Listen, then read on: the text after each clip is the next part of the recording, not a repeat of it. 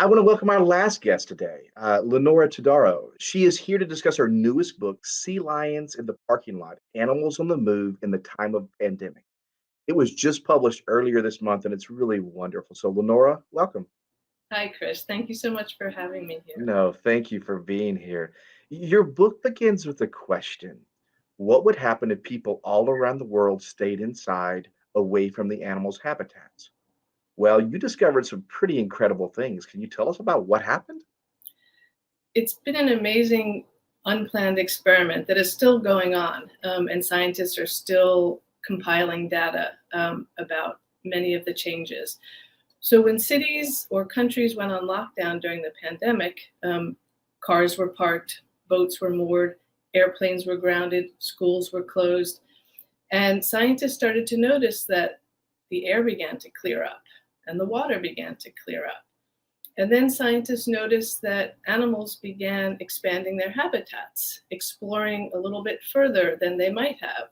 And part of that is because there's so much development now that humans and wildlife are closer and closer together. So there has been a lot of habitat loss for a lot of creatures around the world. And this was so interesting because we could see how when we got out of the way and when we slowed down, animals began to thrive, many of them, in ways that were very reassuring. You featured 12 animals in your book. Which one was your favorite? Which one did you enjoy really exploring the most? Ooh, I'm such an animal lover that's hard to say, but I love the coyotes. In part because I've done a lot of writing about urban wildlife in New York City, and I grew up in the Bronx, and it was really exciting to me to find out that there were coyotes in the Bronx. Hmm. And coyotes are mixed for some people, depending where you live. So I love the coyote story. I love the peepers, the frogs, Hmm. up in Maine, because I like the sound that they make, and they're tiny. Oh my gosh. The flamingos are so beautiful, and the sea turtles, as Philippe spoke so eloquently about. Hard to pick, but those are some of my tops. It's interesting for many of our viewers today. We see coyotes in Southern California everywhere. They roam through neighborhoods. We see them on the hillside. We see them in very urban environments, and they have thrived during this time. And Yeah. I too, by the way, I saw a coyote in Brooklyn when I was visiting there once before. So your experience is not unique. Yes, I know. I know. Lenora, I love the artwork of your book. It was stunning. It was Yeah. beautiful. What are some of your favorite, pages that you have of artwork that just pop off the page because you have the story and the explanation of the animal, and then you have a single page of art every time. And every time you turn that page, it's amazing. Art is so beautiful. The artist Annika Siems is a German artist, and she was trained in scientific illustration. But she also has a sense of humor. So in Mhm. some of the art, you'll notice little funny jokes. So for example, when you open the sea lion spread, you see the sea lions pressed up against a shuttered store, which is from a real image. All of these stories are based on true events. But she put a little sign above the sea lions that has a fish on it. And it's Mhm. so funny because, of course, I'm sure in California you know a lot about sea lions. They do like Yes. fish. And I found that so funny. And in the peepers spread, in the frog spread, you see one little peeper, this is on the page with the text, looking up, and there's a little tiny insect up at the top. And the peeper has the funniest large eyes. I think her sea turtles are gorgeous.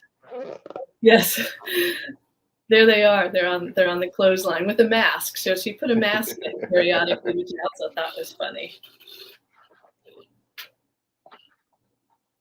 I think my favorite, the lions. Oh, I love the lions. It's such a wonderful image. Well, Laura, what can we do to continue to protect our animals now that the world has started to open up a bit more?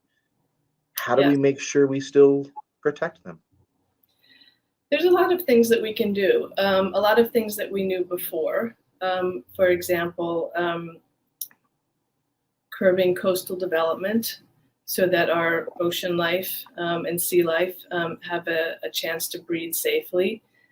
Turning lights down, which helps the turtles, as Philippe said, but also it helps birds. Here in New York City, we have a Lights Out program that's run through Audubon to try to turn the lights down when birds are migrating through. One thing that is happening around the world that I love is that wildlife crossings are being built. And one thing that we saw during lockdown is that the numbers of animals that were killed crossing the road dropped by almost 50% in some areas around the world. So how do we keep having that good success? Well, one way is building these wildlife crossings or tunnels. There are toad tunnels and elephants underpass and monkey bridges and all sorts of amazing natural architecture that's helping protect animals. And in terms of things that we can do in our own backyard, if someone has a backyard or has some outdoor space, planting a butterfly garden is a wonderful way to help monarch butterflies when they come through. On the beaches, when sea turtles are hatching and when piping plovers are hatching, if we rope off the beach during the breeding area, there's a significant improvement in success of survival rates of turtles and birds. And I think, again, we have to think about, and a lot of people are thinking about this, how to just live more modestly. Do we have to take an airplane everywhere? You know, can we ride a bike? Can we not use those plastic bags? And I think also on a very personal level, what each child might be able to do is, and this is something I did with my kids, is find a sit spot. We called it a sit spot in nature, where you sit and you close your eyes and you listen and you smell, and then you open your eyes and you observe, and you have a journal and you write down what you observed. Maybe you draw a picture.